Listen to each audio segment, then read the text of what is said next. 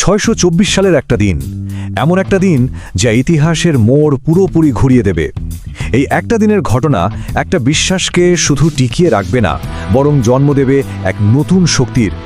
চলুন এই ঐতিহাসিক মুহূর্তটা একটু গভীরভাবে দেখা যাক। প্রথমেই বলি, এই যুদ্ধটা শুরু হওয়ার আগেই সব হিসাব নিকাশি ছিল এক পেশে। একদিকে ছিল প্রতিষ্ঠিত এক শক্তি, আর অন্যদিকে একদল মানুষ যাদের একমাত্র সম্বল ছিল তাদের বিশ্বাস। একদিকে দেখুন, মুসলিম বাহিনীতে ছিল মাত্র ৩১৩ জন যোদ্ধা, আর তাদের বিপক্ষে কুরাইশদের প্রায় হাজারখানেক সৈন্যের এক বিশাল বাহিনী। ব্যবধানটা একবার ভেবে দেখুন। শুরুতেই এটা একটা অসম যুদ্ধেরই ইঙ্গিত দিচ্ছিল। আর যদি সম্পদের কথা বলি, তাহলে তো পার্থক্যটা আরও অবাক করার মতো। মুসলিমদের সম্বল বলতে মাত্র 2টো ঘোড়া আর 70টা উট, আর ওদিকে কুরাইশদের 100টা ঘোড়া, 700টা উট। এটা শুধু সংখ্যার লড়াই ছিল না, এটা ছিল বলতে গেলে খালি হাতে একটা সুসজ্জিত বাহিনীর বিরুদ্ধে দাঁড়ানো। কিন্তু প্রশ্ন হলো, এই লড়াইটা কেন হচ্ছিল? এটা কিন্তু হুট করে কোনো আক্রমণ ছিল না। আসল ঘটনাটা হলো, মুসলিমরা যখন মক্কা থেকে চলে যেতে বাধ্য হয়, তখন কুরাইশরা তাদের সব সম্পত্তি দখল করে নিয়েছিল। আর এই বাণিজ্য কাফেলাটাতেই ছিল সেই সব লুট করা মালপত্র। তো মুসলিমদের উদ্দেশ্য ছিল আসলে নিজেদের ন্যায্য অধিকার ফিরে পাওয়া। কিন্তু ঠিক তখনই ঘটনাটা একটা নাটকীয় মোড় নেয়। কাফেলার নেতা আবু সুফিয়ান, সে তো পথ পাল্টে পালিয়ে গেল আর মক্কায় খবর পাঠিয়ে দিল। আর এর ফল কি হলো? আবু জাহলের নেতৃত্বে বিশাল একটা সেনাবাহিনী সোজা মুসলিমদের দিকে এগিয়ে এলো। মিশনটা তখন আর সম্পদ উদ্ধারের থাকলো না, এটা হয়ে গেল নিজেদের অস্তিত্ব টিকিয়ে রাখার লড়াই। তো এখন মুসলিমদের সামনে একটা ভয়ঙ্কর পরিস্থিতি। কি করবে তারা? পিছু হাঁটবে, নাকি নিজেদের চেয়ে প্রায় 3 গুণ বড় একটা বাহিনীর সাথে লড়বে? নবী মোহাম্মদ সাল্লাল্লাহু তার সঙ্গীদের এক জায়গায় করলেন। তিনি কিন্তু কোনো সিদ্ধান্ত চাপিয়ে দেননি, বরং প্রশ্নটা সবার সামনে রাখলেন। এটা ছিল আসলে প্রত্যেকের জন্য তাদের নিজেদের বিশ্বাসের এক কঠিন পরীক্ষা।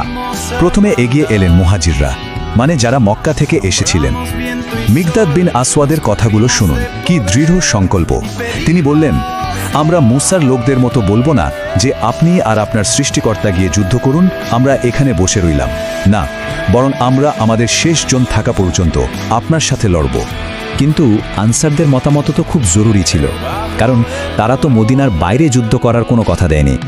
তখন আনসারদের নেতা সাদ বিন মুয়াজ উঠে দাঁড়ালেন, আর তার সেই ঘোষণাটা ছিল ঐতিহাসিক। তিনি বললেন, আমরা আপনাকে কথা দিয়েছি, আপনি যদি সাগরেও ঝাঁপ দেন, আমরা আপনার সাথে ঝাঁপ দেব। তাদের আনুগত্য কোনো সীমানার মধ্যে বাধা ছিল না। ব্যাস, সিদ্ধান্ত হয়ে গেল।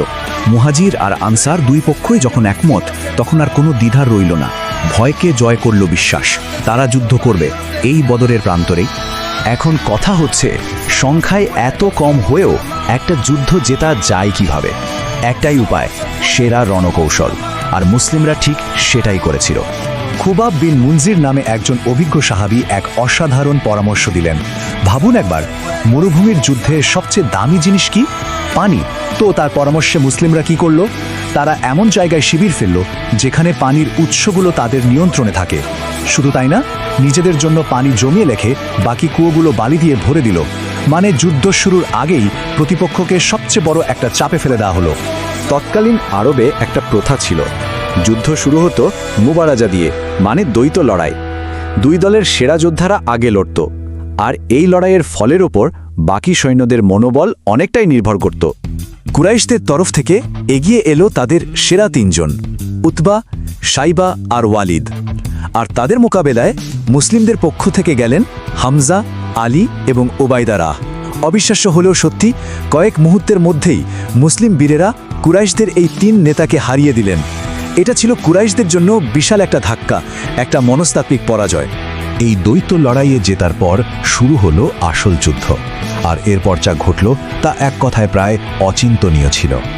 শুরুতেই নিজেদের নেতাদের হারাতে দেখে কুরাইশ বাহিনীর মনোবল একদম ভেঙে পড়ল। তারা ছত্রভঙ্গ হয়ে গেল। এমনকি তাদের সেনাপতি, মুসলিমদের সবচেয়ে বড় শত্রু আবু জাহল, সেও এই যুদ্ধে মারা গেল।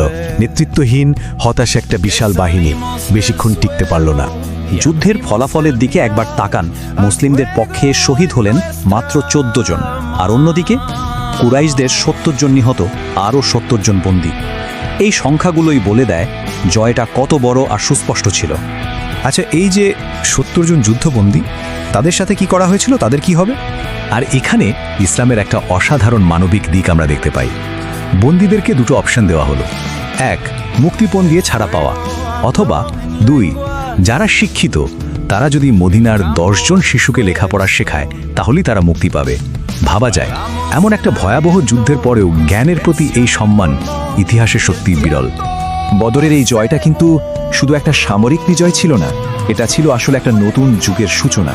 মুসলিমদের কাছে এই জয়টা ছিল একটা ঐশ্বরিক প্রতিশ্রুতির পূরণের মতো। কোরআনের এই আয়াতটি নাজিল হয়েছিল মক্কায়, যখন মুসলিমরা ছিল খুবই দুর্বল আর অসহায়, আর বদরের ময়দানে যখন সেটা বাস্তবে ঘটল তখন তাদের বিশ্বাস যেন 1000 গুণে বেড়ে গেল। বদরের যুদ্ধ মুসলিমদেরকে একদল নির্যাতিত মানুষ থেকে আরবের একটা প্রধান রাজনৈতিক ও সামরিক শক্তিতে পরিণত করে দিল।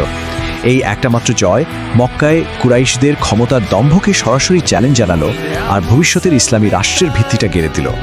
বদরের ঘটনাটা আমাদের একটা গভীর প্রশ্ন নিয়ে ভাবতে বাধ্য করে, কিভাবে শুধু একটা বিজয় একটা গোটা জাতির ভাগ্য পুরোপুরি বদলে দিতে পারে, কিভাবে বিশ্বাস, কৌশল আর একতা মিলে অসম্ভবকেও সম্ভব গড়ে তোলে। এই প্রশ্নটা কিন্তু আজও আমাদের জন্য ভীষণ প্রাসঙ্গিক।